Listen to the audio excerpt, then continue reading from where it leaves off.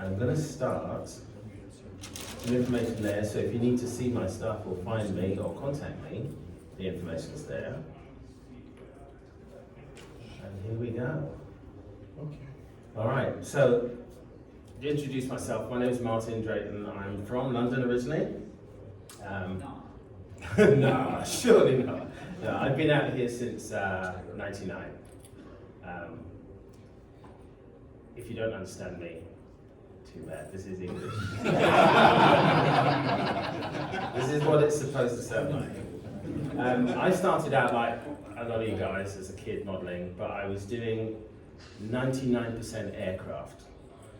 And I was painting them and covering them in gloss varnish so the paint didn't come off when I played with them. That was my modelling. I stopped, I discovered all the things that we discover as we get older, and didn't start again until the lockdown. So I've been at this 4 years, so I'm just telling you what works for me. It may not be the best way to do things, but it's how I do it, and I find it works. Let's move on. So, first thing I want to do is when I ask you guys a question, is how many of you have actually made a diorama? Okay, good. Those of you who haven't, why not? Figures. Figures? Okay, that's a very valid reason. Anyone else? Space ratio. Space. Groundwork. Yeah, okay. All good reasons. It's not shiny. Well, we'll try and cover those things now. And what I usually tell people is that it's easiest if you go from the known to the unknown. Whether you're an aircraft modeler, armor modeler, ship modeler, you already have a set of skills. So we want to build on those skills. So that's the place to start. And it's like the old story, how do you eat an elephant? One piece at a time. So when you start, on the left you've got a vehicle, and I always feel like it's almost like a disrespect to the kit that you've built when you just stick it on a piece of paper in a competition hall. It needs to be in its environment. So start small, start with just a base. And by putting a base in, you enhance the look of the tank, or the car, or whatever, or the aircraft, and you tell a little bit of a story, you give a bit of a background, you give it a setting so people understand a bit more about it. You can take it a step further, you said figures. You can add a figure, add a couple of figures, give it some scale. I went to the tank museum recently, and I've seen tanks here and there, and I stood next to the Tiger, and I forgot how friggin' massive this thing was. And the thought of 20 of those coming towards you with the ground shaking and someone tells you to jump up and stick a mine on it, So yeah, we'll start small. Now, as I said, what are you good at and what do you enjoy? For me, I really like doing brickwork, wood, so I try and incorporate that. If I'm doing a building, I'll try and put those in. On the left is one of the very few aircraft that I've done since I started back. And I like doing wreck stuff, ruined stuff, rusty stuff. One of the reasons that I really got into this and enjoy it, because it gives me an artistic outlet. And I think one of the things that you want to think about is you've got nothing to lose. Experiment, try stuff. What's the worst that could happen? The next decision that you need to make is, when you make something, is it going to be a true representation? Or is it going to be something you've made up? I wanted to do a wrecked aircraft in the Pacific. So I went and looked for reference pictures, and I found this one on the left, of a Zero, but it's one of those areas where there are 30 or 40 wrecks left over from taking over an airfield. I wanted something more secluded, but it gave me an idea of how beaten up the plane should look. The one on the right, that's the kit that I ended up making. That was a Tamiya 148 scale that I got at a show like this for $15. A lot of those plants are little plastic ones that I got at the dollar store and Michael's. So the whole thing was super cheap to do, some 2-part resin, and you're away. Play with stuff, just try stuff. Now here's one where I went a different route, and I came across a photograph, you see it top left or bottom right, from the Battle of the Bulge. And it's a really famous photograph because it shows that even back then people used to do graffiti. I mean, I think the Egyptians used to do it as well. But I wanted to do something exactly like the photo. So you can see the photo on the top left. That's where I've copied it, even down to where you can see a white rag just underneath the writing, where they use that to draw the letters on. Now, once I had done that, something else we can talk about is perspective. I wanted to have that farmhouse in the background. Now, for it to look like the photo, that actually had to be quite a long way back. Now, something I will talk about a bit later is dead space. If I had built it that way, I'd have had a tank in the foreground, and I'd have had a foot of nothing, and then this building. That doesn't work. So you can embellish your story. And that's the difference between a diorama and a vignette. A vignette is a slice in time, a moment in time. It doesn't have to be a story. It can be 2 guys standing there pointing at a map, like you've never seen that before. Or you can have a diorama which actually has to have a discernible story. So for this, I just wanted to extend that picture and imagine that this would be the scene before that photograph was taken. These are the guys that did the painting. You can't quite see it, but the guy on the ground on the left, just to the left of him, there's actually a bucket on its side with white paint spilling out. So I put in people looking at the tank, vehicles being reloaded further back, so just filled the scene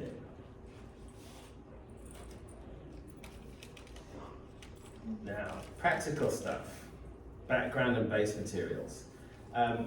Sometimes I will do the base first, sometimes I will do the vehicles first. And for me, it depends on how sure I am of exactly what I want to achieve.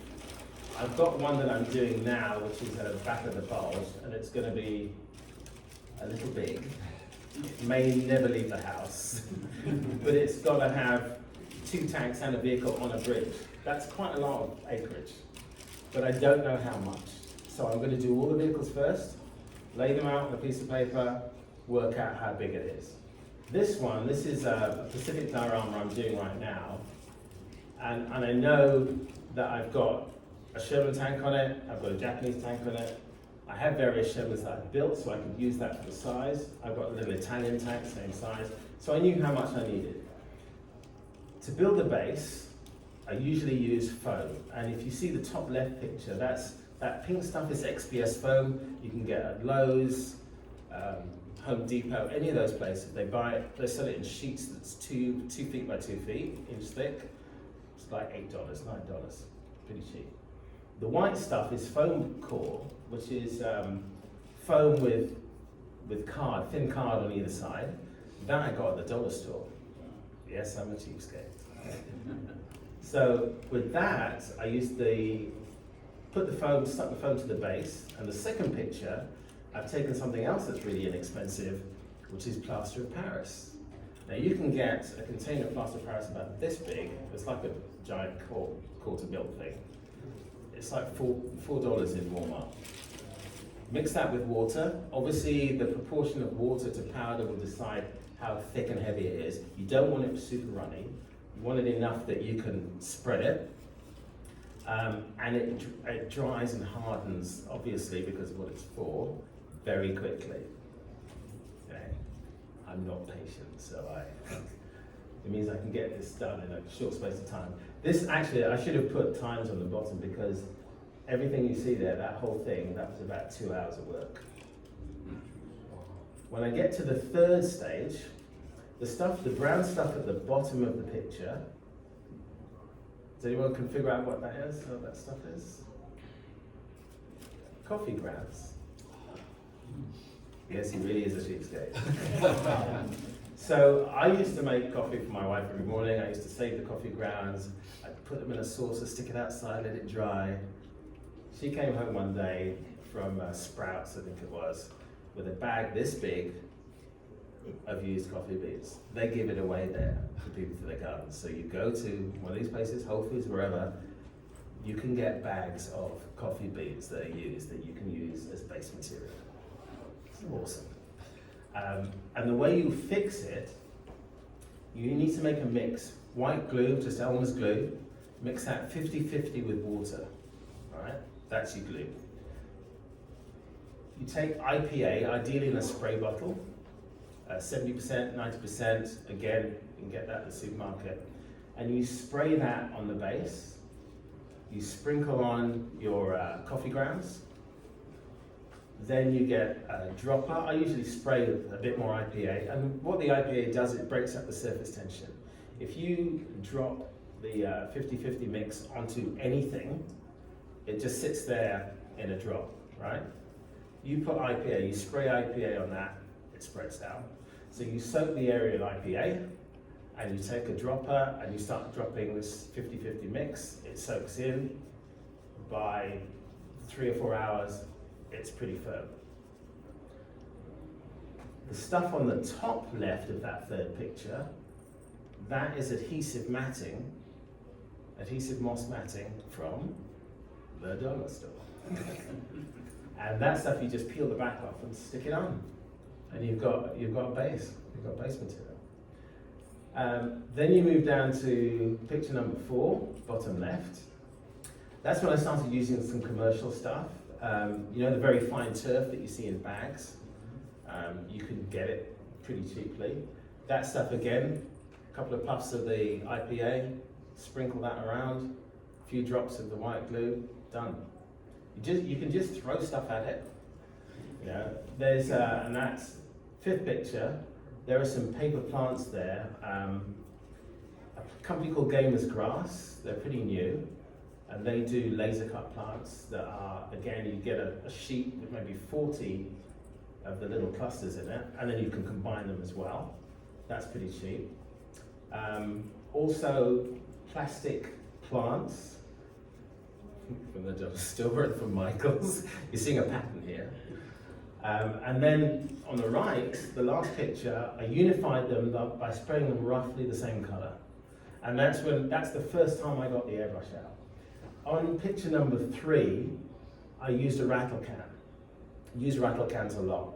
I don't want to waste my nice acrylic paint, and I'm just trying to get coverage. Okay. And I should have said, at any point, you can ask questions. There's no such thing as a stupid question. However, it doesn't mean I won't tell someone what you said. A question about static grass. Do you Yes. use, I do occasionally use static grass, and for those who don't know, this is the magic of static.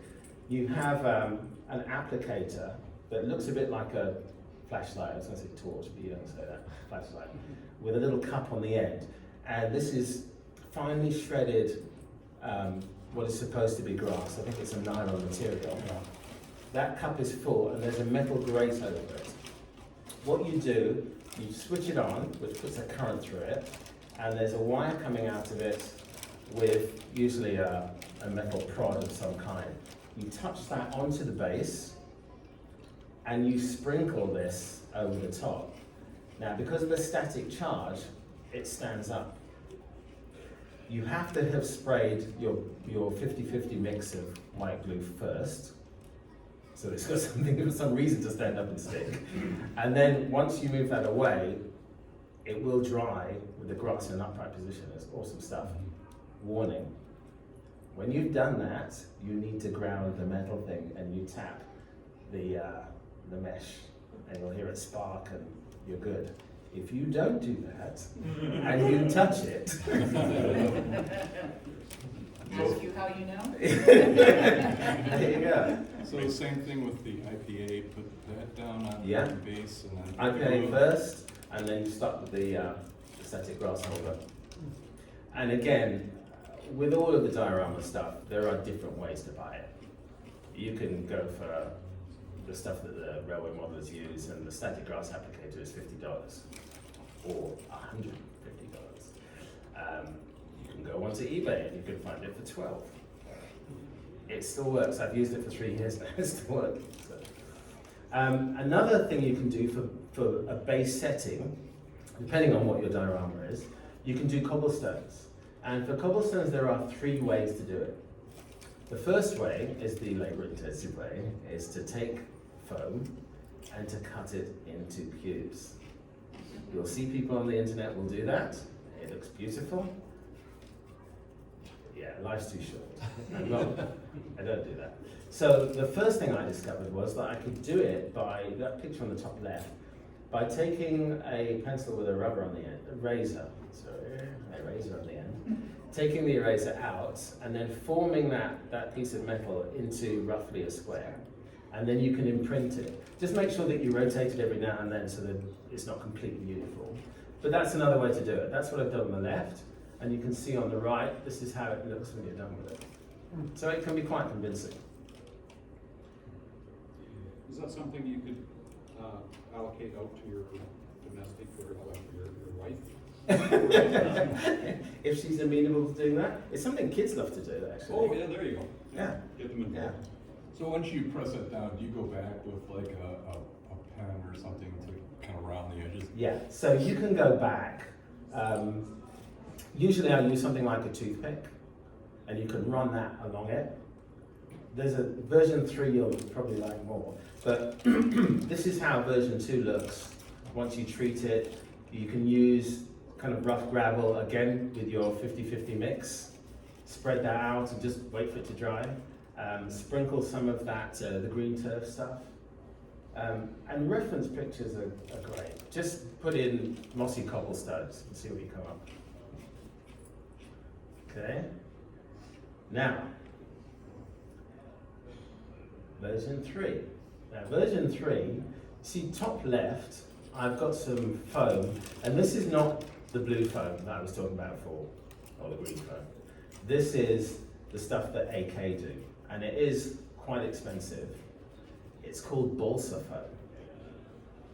Okay, it's quite hard to find. If you can get it from somewhere other than AK, I would suggest that, because it's going to be half the price. But it's what they call a low memory foam. So when you carve into it, that mark is there for good. When you use the pink foam and you run something across that, it bounces back to an extent. And if you do it too fast, it splits, and you get little cracks all the way along it. You probably saw that in the previous picture. With this stuff, you run something across it, it's there for good. It engraves. It's amazing stuff. So you can see top picture where I've started making those lines, then the middle one where I've done the cross lines, bottom one, painted it one color, the next one, I've put in some different colors, and I see also I've created a bit of damage. Okay. But this works well if you're doing a cobblestone road that's in fairly good condition. To texture it, kitchen foil rolled up into a ball, and you just press that into it, and that's what makes those marks. Okay. See, this is not rocket science. What's that kitchen foil? What kind of metal is that made from? Oh, aluminium.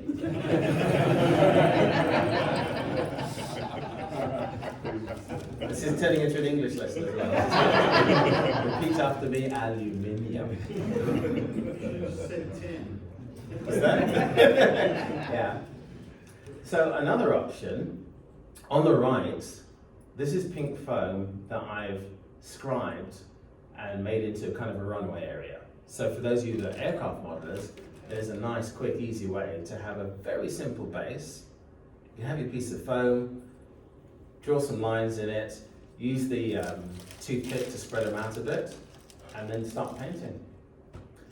On the left is a commercial product. This is an acrylic paste, and you've probably seen that ammo when those people do them. They come in big jars, and they're very simple to use. You basically take it out of the jar and spread it. And you leave it, it dries, it changes colour slightly. You can see I've treated it and painted it and put cracks in it on the one on the left. But you'll see some shots later on, you'll see what it looks like when it comes, it's quite dark. Is that the asphalt? Yes, that was the asphalt. That was the first time I'd used it. Yeah, I used it for one of my bases. Yeah. It was a challenge to lay down. Was it? What were you laying it onto? Well, I was just laying it onto like a primed surface, so I didn't have a lot of texture to grab. So that's it. So you need, ideally, when you're using any of these things, it needs something to grab onto. Same with the plaster of Paris that I was talking about. I generally will rough up the foam surface before I put stuff on it, just so that it has something to grab onto. Otherwise, the first time you stick something into that plaster of Paris, it'll come off in a nice big sheet. So, you need something to grab onto. Now, here's another use of foam. I like XPS foam, that's what it's called. The stuff from the home shops. But you have to be careful, and I discovered that if you spray foam with a rattle can, it melts. It's not the paint though, it's the propellant. So if you keep it far enough away and mist it over, you're fine. The paint will start to fill in. Once you've got a coating, you can get close and add loads more paint. But there's an upside. When I was doing this LRDG vehicle, I wanted to have a few rocks in there, sprayed them, and was a little close, and they melted enough that it looks like rock. So now I do it on purpose. And once you've got it sprayed and it does that to the surface, and you've got that color on there, you can put a wash on it and then dry brush it, and it looks like rock. So, and as you said, ask me how I know. It's,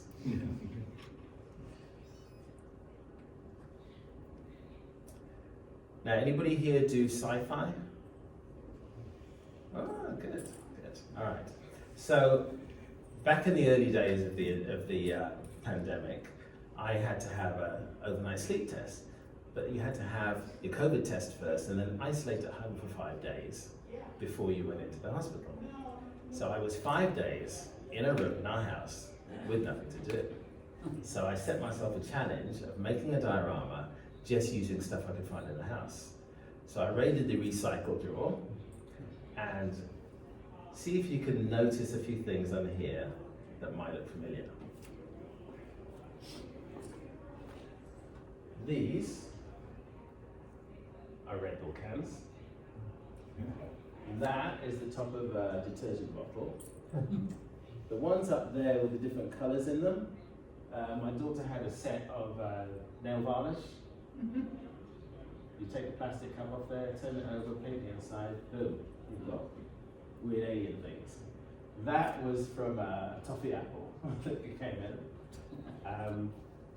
This is part of an old lock from a door we don't use anymore. What else? These are bits of pipe that I got at Home Depot, and that. This is one of those Lay's containers.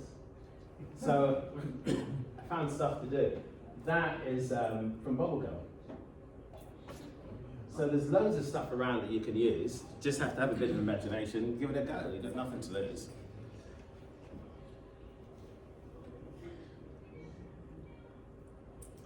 Now, something else to consider is presentation, okay? And you can think about the height of your diorama. Some people get super, super organized. They go to a competition, they'll find out what height the tables are, and they will build a base accordingly so that their diorama is at the level they want it to for people to see, to get the right eye line. I'm not that organized. This was actually the second diorama that I ever made. This was Fury. And I know a lot of people know the film. Has everyone seen the film? Yeah, pretty much. You're a modeler, of course you have. But not everybody has, and I wanted people to be able to look at it and see the characters from the movie on my model. And I did something that you don't always do, and can be quite hard to do, is that I had it on all 4 sides, and you could view the diorama from all 4 directions. So you could actually turn it around. It'd be really cool if I put it on a turntable. That would be, but no. And Martin, Yes. are you planning to recreate this in 1/16 scale? If I have a new house, yeah. I don't think that would go down well at home. Okay, this next one was Platoon. Has everybody seen Platoon? Yeah, that's pretty much compulsory viewing. So with Platoon, again, a lot of people have seen it, but a lot of people haven't. So what I wanted to do here was to try and, you also want to try and educate the people looking at your diorama. And what I did on the left, you can see photos from the movie of the characters, so that even if you've never seen the film before, you can look at the photos, look across at the figures and go, oh yeah, that's that guy, and this is so-and-so. And again, using foam base, the remnants of the temple, the little Buddha is something I got online from Plus Models. Plus isn't big, I mean, the company is called Plus Model. But all the rest of that is foam blocks that I cut up. The vines are twine that I sprayed with sticky spray, and little leaves, I just rolled it in that, and you get vines. So, and it's such a quotable movie, I did put quotes around the outside, so. Do you recognize this guy? Yeah, so you can look at the pictures on the side, and then you can recognize the characters. Does anybody know the characters' names? So you've got Bonnie on the right, you've got Sergeant Elias, you've got Ramucci. There you go. Okay, groundwork. Somebody said groundwork. So groundwork and seasonal awareness. You need to decide what your scene is going to be. Is it going to be jungle? Is it going to be desert? Is it going to be forest? And you need to be aware of the setting. You need to be aware of the season too. So you need stuff that is appropriate.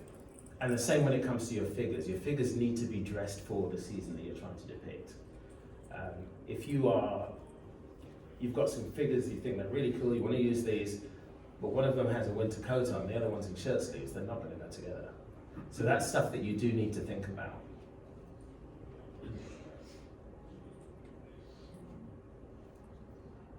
Now you can also add extra interest to increase the story and to tell people a bit more.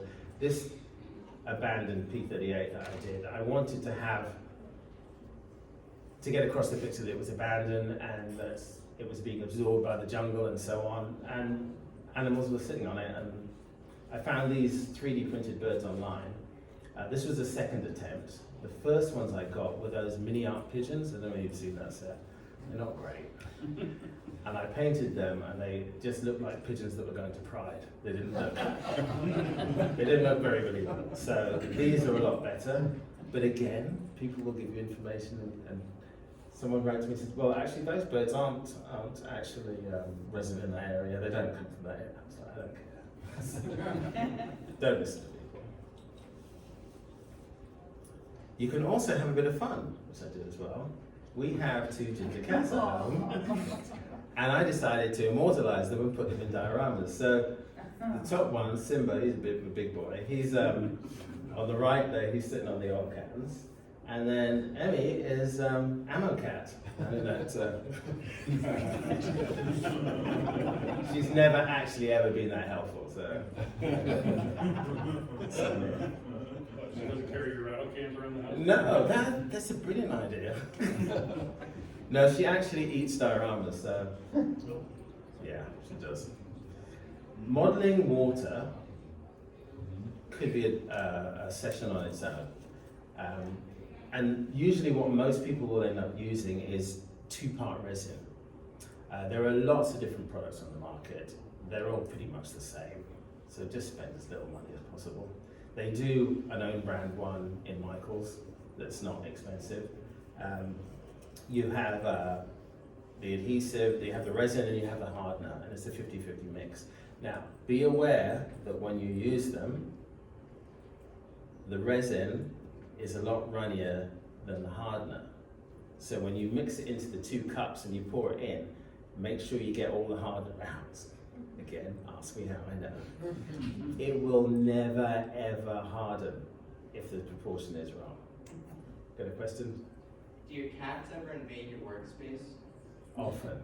I try and keep them out of it. Emmy comes in and picks up figures and runs off, so. Not good. So if you do use this resin and you find after 2 days it's tacky, because it should dry within a day, the ways to get around it, you can either make a hard and a heavy mix and put another layer on, but you may not have room. You may be at the depth you want.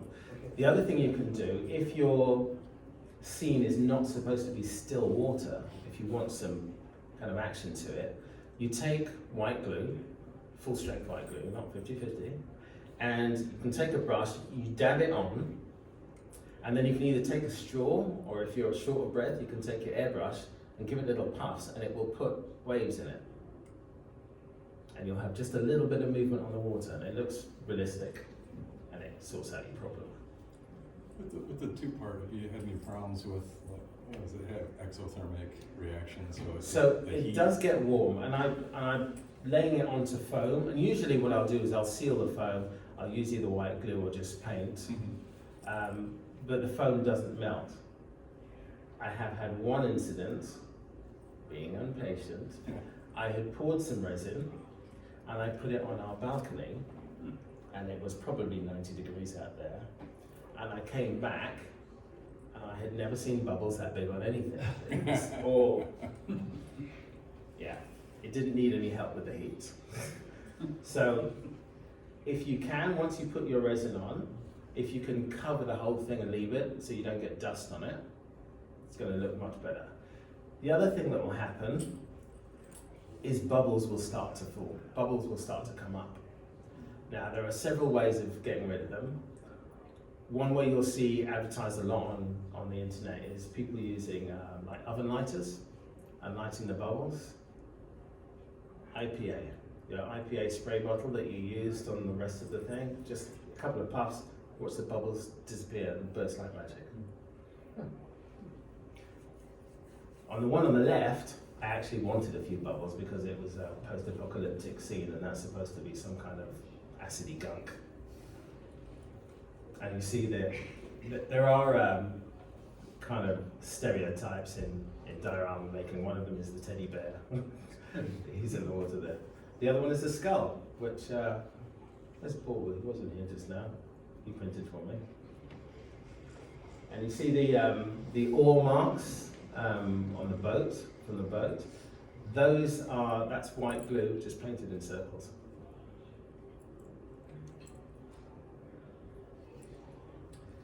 Okay, there are tricks with resin. If you want to do a water spout, you can use fishing line and then cover it in artist clear gel, which is white but then goes clear. On the right here, I had these hippos that were just partial figures. So I couldn't have the water clear because you'd see that they didn't have any bodies. So what you can do is add tiniest bit of acrylic paint to your resin, and I mean a tiny amount. You stir that and you can completely make it opaque. Have you ever had any problems with that causing the curing to No, it doesn't affect it. And when I say tiny amount, it's really, really tiny.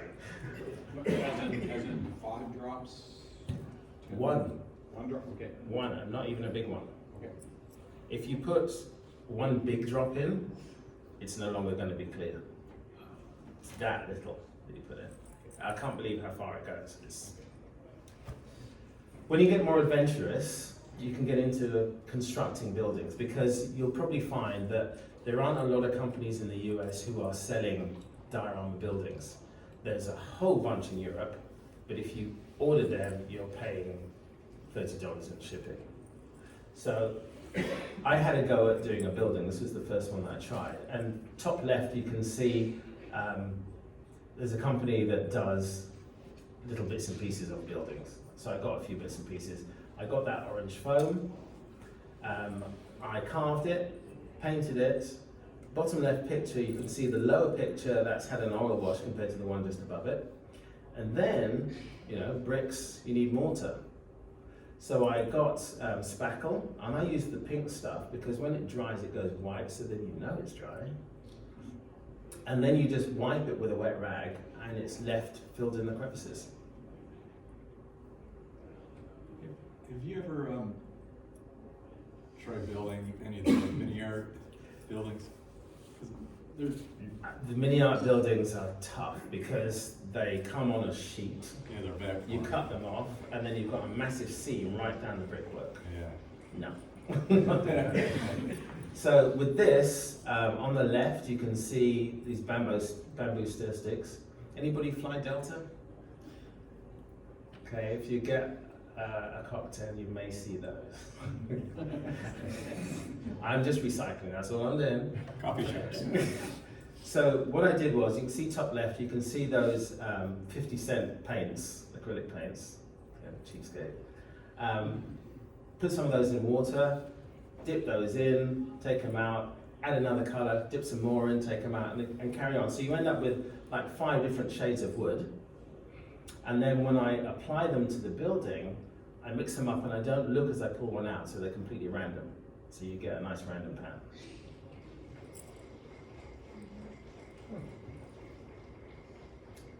Here you can add small details, lamps, and some moss, that moss stuff on the roof. And you can see what it looks like once the spackle dries. Looks like a brick wall. This is how the building finished up. And the staircase is actually from mini art.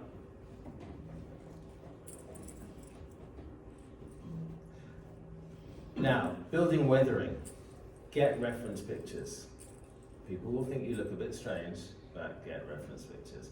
I was down back in England, my wife is from the south coast, and while driving around on the bus, I started taking pictures of roofs, and I had always used green stuff on roofs. It's not all green, now I know. Because it was the south coast too, it was great for reference pictures of ships, to actually see what rust looks like. As a flight attendant, we say goodbye to people as they get off the plane. I was standing there one day, and out of the corner of my eye, I saw out the window a luggage cart that was white that had the most amazing rust patina on it. And I got my camera out and was taking pictures out the window, and people were stopping and going, "What is he doing?" What's on there? So be prepared for people to stare at you when you take reference pictures. This was a commercial building that I bought, came from the UK, from Reality and Scale. The bottom section, I used my spackle on and that was fine. And on the top section, you'll see a picture later on, there wasn't enough to hold the spackle. So I actually got a scriber, and I scribed some more brick lines, big blocks, as you can see, and then I was able to use those in filament.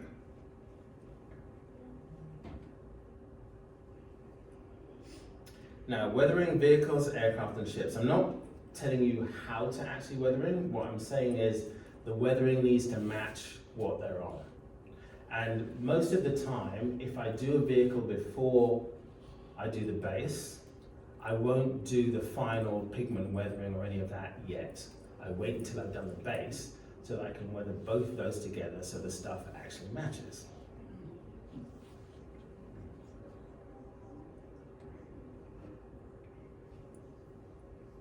And here's an example, and this is where top left, this is a Chaffee tank that has very worn winter whitewash.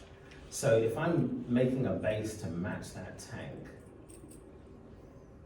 that is telling me that that tank got whitewashed a long time ago. So it's probably the end of the winter, so you're probably going to have patchy snow. It's not going to be all white. The abandoned aircraft again, it's been there a long time. It's got all mossy. So again, deserted beach rather than a jungle. And this M60 is a Gulf War tank, so it needs sand.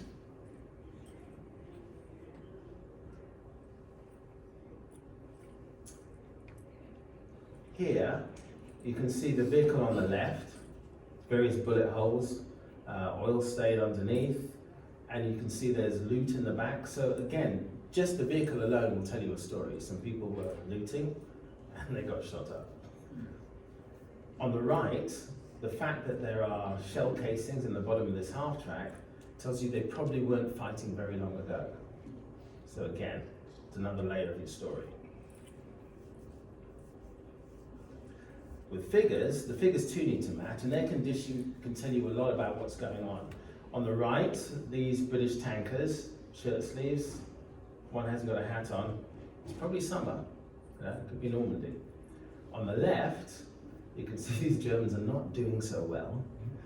So they're dirty, they're wounded, and obviously defeated. So, you know, that's a good bit of your story there. That's telling you about those characters that are in there. Same here, GI stopping to catch his breath.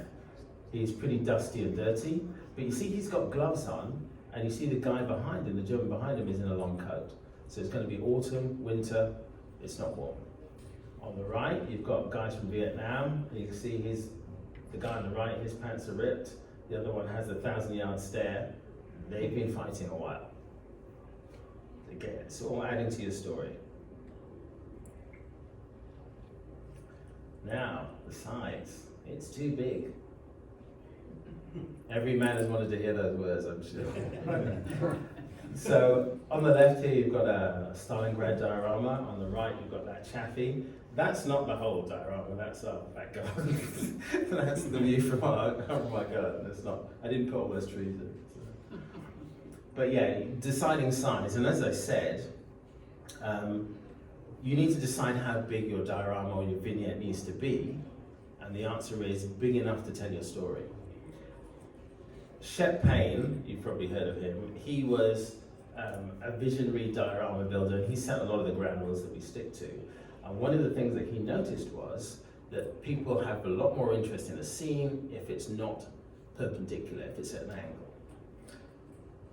This is what I've done with this one. This is a 761st tank diorama, and do you guys know Christian Gurney from Bases by Bill? He did that placard for me. It was very kind of him. Diagonally set, there's bits and pieces going on in every corner. There's no real dead space in that.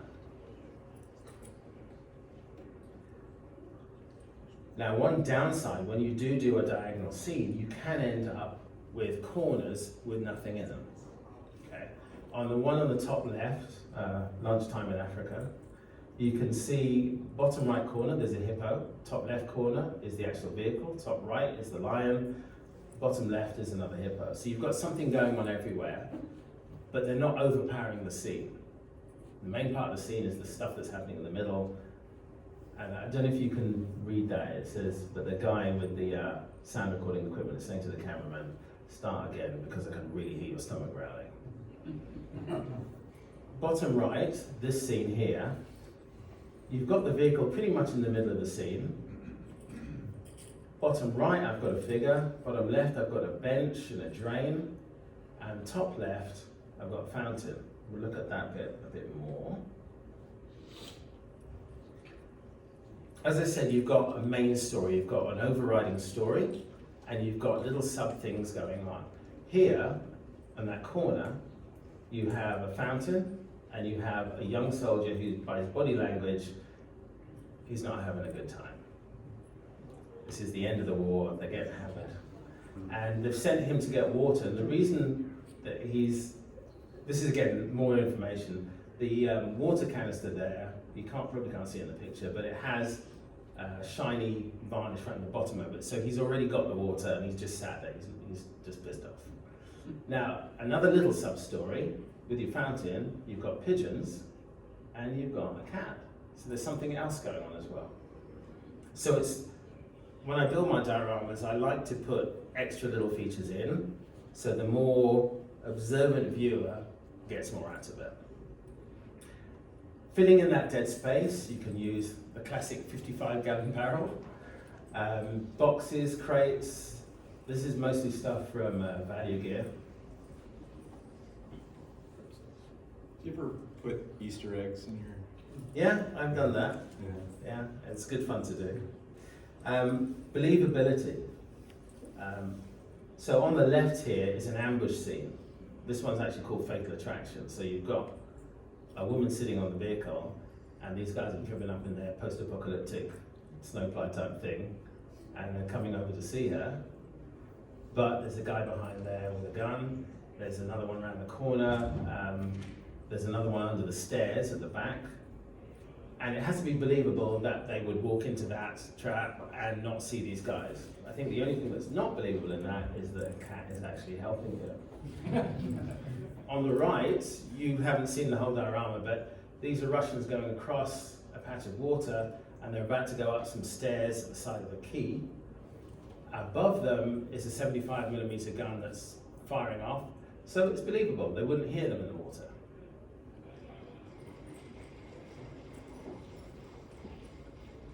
Looking at these ambush scenes, again, making sure stuff is in the right position. The Germans in that center photo can't see the Russians hiding around the corner.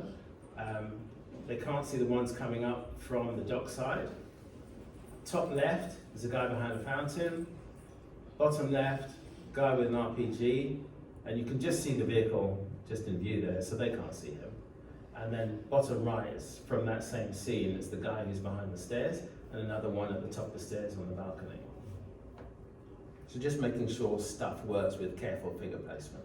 You do your own graffiti, or you purchase it? Some of that I did, some of it I purchased. I found a guy on eBay that does them. They're pretty cool.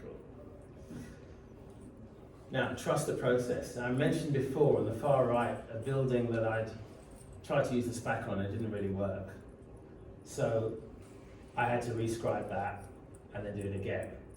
When you are doing a diorama, there will be stages that you'll go through and you'll look at it and go, this is not happening, this is not working. Stick with it. I find it always goes through an ugly stage where you're really not sure that it's happening. On the left, I talked about that asphalt stuff that comes out of the jar. That's what it looks like when you put it on. And you put that on and go, oh, that doesn't look like asphalt. So once it dries, it goes a little lighter, but what you then need to do is put cracks in it, dry brush it, looks like asphalt. The Jagdpanzer that I did from Battle of the Bulge with the building in the background, that's that middle picture. I got to that point and it doesn't look very good. It really doesn't. But you stick with it, keep going.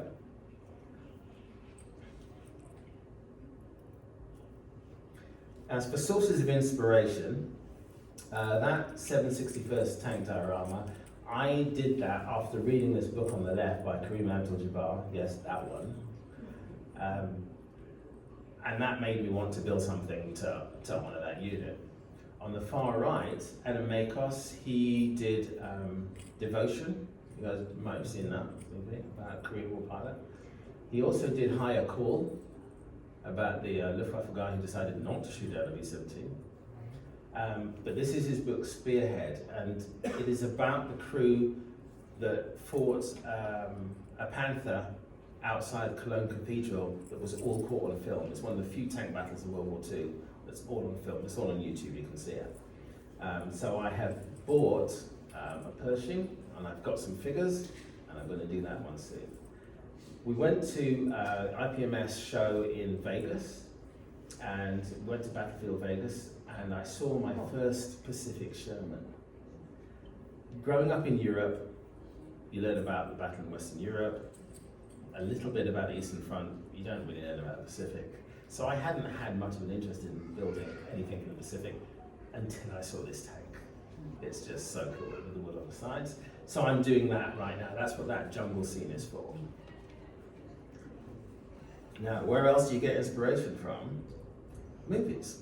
You already saw my Fury build, but Stalingrad, I've done stuff from there. You've got Hacksaw Ridge, 1917. There are so many movies out there that you can grab scenes from. If you haven't thought of something, there's a source you can get stuff from. For me, another source that I find is actually the models themselves. It can be a vehicle, a ship, an aircraft. That one on the top left, Border Models are now doing a few aircraft in 1/35th scale. Yeah. So we can put them into dioramas. This is awesome. and I am going to get that. Is anyone a shipbuilder here? Yeah, cool. It's a little more limiting to do a ship diorama. It's like you're basically just doing a patch of water. But, you know, do dockside scenes, you'll see people do U-boat scenes with docks, and the U-boats can be replenished. Figures also spark my imagination, and sometimes these figures just scream at you that they need to be done. I had just watched Enemy at the Gate for the umpteenth time, and I saw this figure set on the left online, and I remember there was a scene where there was a guy with wires on his back creeping around, and Zaitsev was taking him out. So I saw that, and I definitely decided to make a sniper scene. Now, realistically, you cannot show the real distances. If you were to make a scene with a sniper and the target, the diorama is going to be 20 feet long. So I compressed it, and, you know, checking eye line and believability, I lined my head up with where I put his rifle. He will hit that guy. He could actually probably throw the rifle at him, but.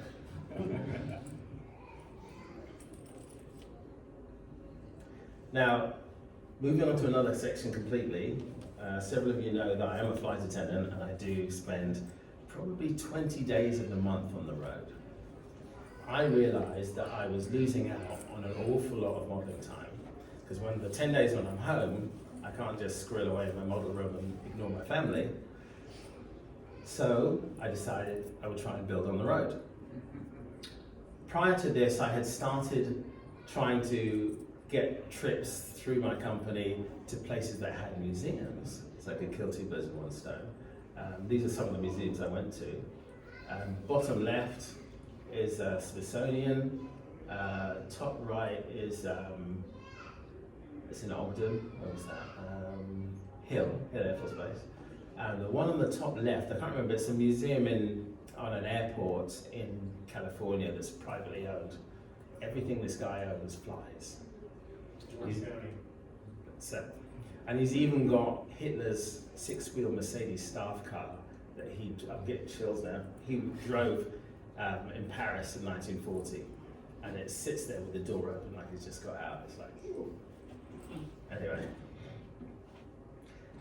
So, have any of you come across a guy on YouTube called John Buis? He does a lot of sci-fi stuff mostly. I was just looking at stuff on YouTube, and he was building this Battlestar Galactica Viper, and he did it in sub-assemblies that totally made sense to me. And so I got the kit, thank you Scott Gentry, and I decided to go on the road and use that as my first one, and it worked really well. So I will do construction on the road. I get home, I'll do some airbrushing on it, I'll take it away then the next trip, and I'll do weathering, and back and forwards that way. I've been doing it successfully for about 4 years now, and people have asked me how I do it, and the key thing is preparation. So, do any of you try and model on the road? I know a few people who are truck drivers, and so your mode of transport will decide how much you can take with you, clearly. I also decide what you can take with you. I can't take knives with me, being on a plane, funny enough. So I generally use really good nippers and sanding sticks. But preparation is what it's all about. So what I do with every single build I do, I make a list, a step-by-step list of the order that I'm going to build in. Then before I go away, I will look at that list and I will try and decide what is feasible for me to get away with on the road. How much can I do? If you look at that list on the left, I could probably do down to number 6. I could probably do all of that on the road. So I then make a list, which is the one on the right, of what I need to get that done. And that's all I take. There are some staples that I always take, like you'll take your Tamiya glue, you'll take the nippers, the sanders, wet palette if I'm painting, and I usually, to make sure I don't leave anything, which has happened before, You get all the way there, get everything out, and you've got no glue. I put a red circle when I still have to pack it, green when it's in the box. And these are the essentials that I take. Paints, nippers, sanding sticks, and just to make sure that things don't get damaged, I use a sandwich box, I put bubble wrap in it, and I put stuff in there. Nice and easy. Now, I have an advantage over you guys when I'm flying because I look after my luggage, and I put it in a place on its own. You won't be able to do that, so bear that in mind. If it's something that's fragile or that you are building, put that in your hand luggage. The rest of the stuff can go in the hold. Yes? PSA says don't carry paint. How do you get around that? Well, they say don't carry paint. They're talking about lacquer paint. Acrylic is not dangerous in any way, shape or form. And I've never had anybody question the little bottles because they x-ray them and see them every time. I only... You do? Yeah, typically. Yeah. So the only thing that I've been stopped for was when I forgot I had a hobby knife in there. I had to get out. So this is how that Viper ended up. I mean, it was like 5 or 6 big parts that I was able to do separately and slot together.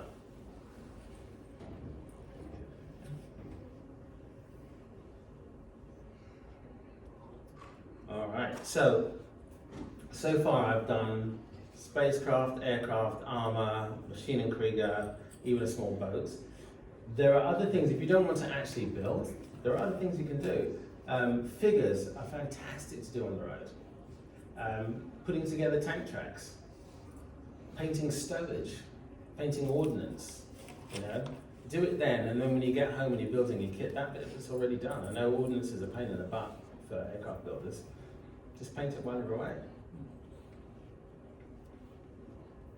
Every hotel has a desk, has a lamp, and has a hairdryer. Everything you need. You've probably also got streaming on the TV, so you've got YouTube on, you've got night shift on, and you're happy, and no one's disturbing you. It's perfect. Okay, so the conclusion is modelling on the road is entirely feasible, as long as you're organised. That's all you need to do. And as I said, it works for me. Everything that I've built in the last 2.5 years, at least half of it has been built on